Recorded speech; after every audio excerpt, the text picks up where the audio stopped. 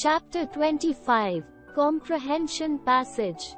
Passage 1. Opera. Opera refers to a dramatic art form, originating in Europe, in which the emotional content is conveyed to the audience as much through music, both vocal and instrumental, as it is through the lyrics. By contrast, in musical theatre an actor's dramatic performance is primary and the music plays a lesser role. The drama in opera is presented using the primary elements of theatre such as scenery, costumes and acting. However, the words of the opera, or libretto, are sung rather than spoken. The singers are accompanied by a musical ensemble ranging from a small instrumental ensemble to a full symphonic orchestra. Tick the correct option. 1. It is pointed out in the reading that opera A has developed under the influence of musical theatre. B is a drama sung with the accompaniment of an orchestra.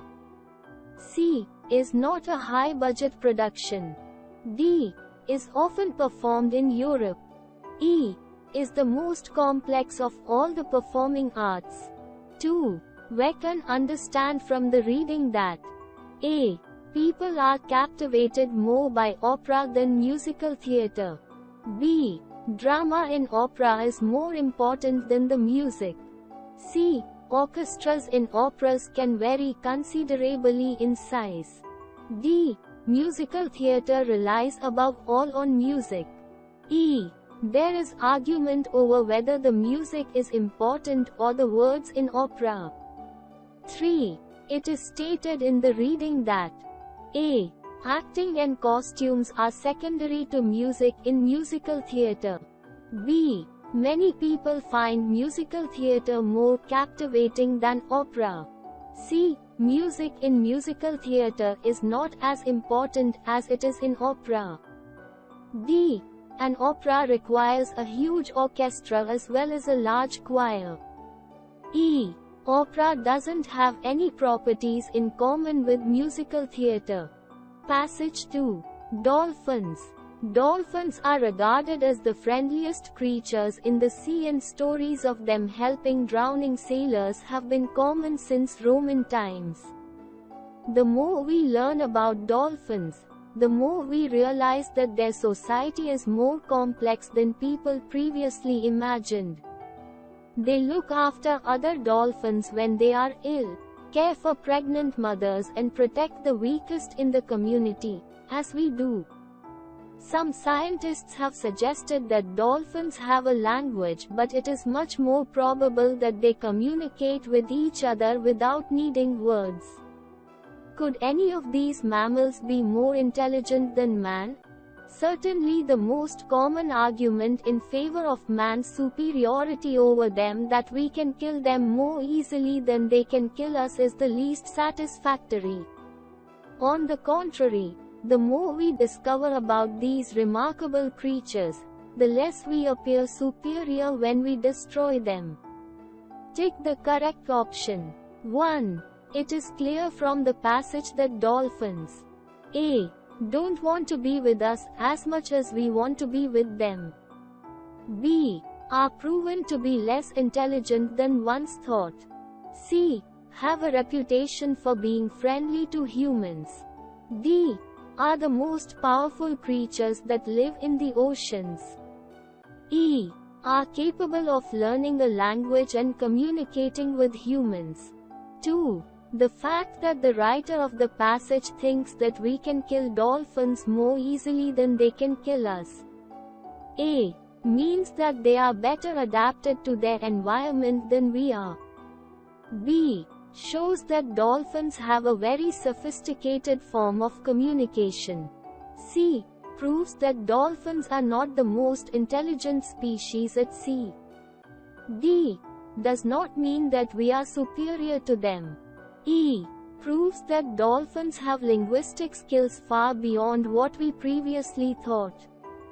3. One can infer from the reading that A. dolphins are quite abundant in some areas of the world. B. Communication is the most fascinating aspect of the dolphins. C. Dolphins have skills that no other living creatures have, such as the ability to think. D. It is not usual for dolphins to communicate with each other. E.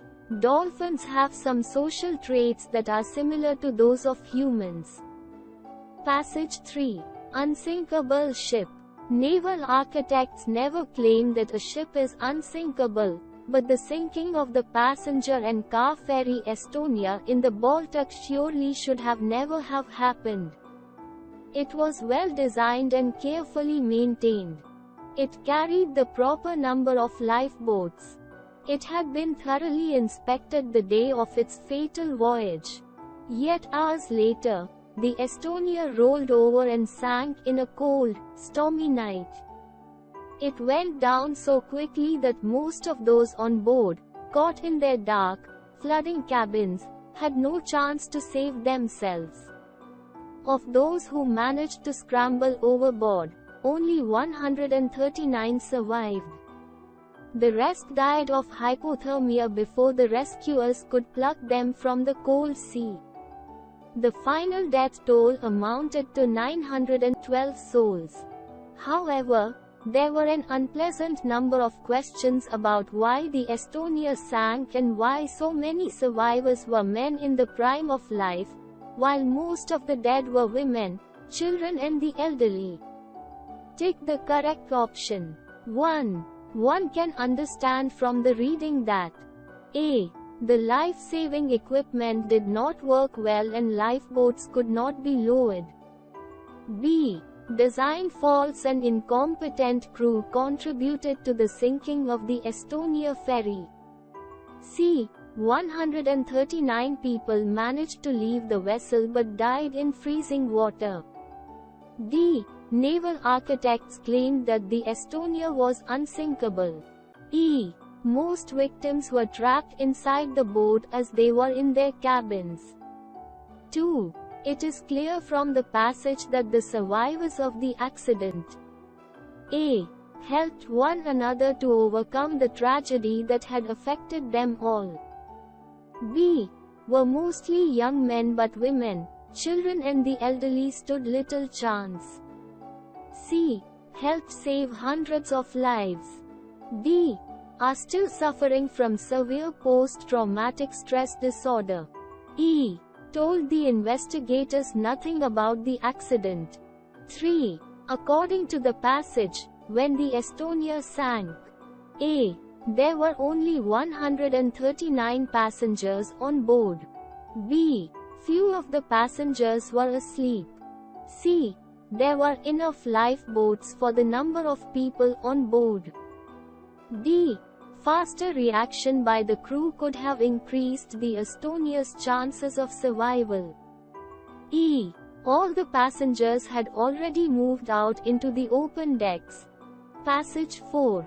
Erosion in America. Erosion of America's farmland by wind and water has been a problem since settlers first put the prairies and grasslands under the plow in the 19th century. By the 1930s, more than 282 million acres of farmland were damaged by erosion. After 40 years of conservation efforts, soil erosion has accelerated due to new demands placed on the land by heavy crop production. In the years ahead, soil erosion and the pollution problems it causes are likely to replace petroleum scarcity as the nation's most critical natural resource problem. Take the correct option. 1. As we understand from the reading, today, soil erosion in America, A. causes humans to place new demands on the land. B. is worse than it was in the 19th century. C. happens so slowly that it is hardly noticed. D. is the most critical problem that the nation faces. E. is worse in areas which have a lot of petroleum production. 2. The author points out in the passage that erosion in America, A. has damaged 282 million acres ever since settlers first put the prairies and grasslands under the plow. B. Has been so severe that it has forced people to abandon their settlements. C. Occurs only in areas with no vegetation. D. Can become a more serious problem in the future. E. Was on the decline before 1930s. 3. It is pointed out in the reading that in America, A. Petroleum is causing heavy soil erosion and pollution problems. B. Heavy crop production is necessary to meet the demands and to prevent a disaster. C. Soil erosion has been hastened due to the overuse of farming lands. D. Water is undoubtedly the largest cause of erosion. E. There are many ways to reduce erosion. Passage 5. Tools of persuasion. Persuasion is the art of convincing someone to agree with your point of view. According to the ancient Greek philosopher Aristotle, there are three basic tools of persuasion: ethos, pathos and logos. Ethos is a speaker's way of convincing the audience that she is a credible source. An audience will consider a speaker credible if she seems trustworthy, reliable and sincere. This can be done in many ways. For example, a speaker can develop ethos by explaining how much experience or education she has in the field. After all, you would be more likely to listen to advice about how to take care of your teeth from a dentist than a firefighter. A speaker can also create ethos by convincing the audience that she is a good person who has their best interests at heart. If an audience cannot trust you, you will not be able to persuade them. Pathos is a speaker's way of connecting with an audience's emotions. For example, a speaker who is trying to convince an audience to vote for him might say that he alone can save the country from a terrible war. These words are intended to fill the audience with fear, thus making them want to vote for him. Similarly, a charity organization that helps animals might show an audience pictures of injured dogs and cats. These images are intended to fill the viewer with pity. If the audience feels bad for the animals, they will be more likely to donate money. Logos is the use of facts, information, statistics or other evidence to make your argument more convincing. An audience will be more likely to believe you if you have data to back up your claims. For example, a commercial for soap might tell you that laboratory tests have shown that their soap kills all 7 million of the bacteria living on your hands right now. This piece of information might make you more likely to buy their brand of soap. Presenting this evidence is much more convincing than simply saying, "Our soap is the best." Use of logos can also increase a speaker's ethos. The more facts a speaker includes in his argument, the more likely you are to think that he is educated and trustworthy. Although ethos, pathos and logos all have their strengths, they are often most effective when they are used together. Indeed, most speakers use a combination of ethos, pathos and logos to persuade their audiences. The next time you listen to a speech, watch a commercial, or listen to a friend try to convince you to lend him some money, be on the lookout for these ancient Greek tools of persuasion. 1.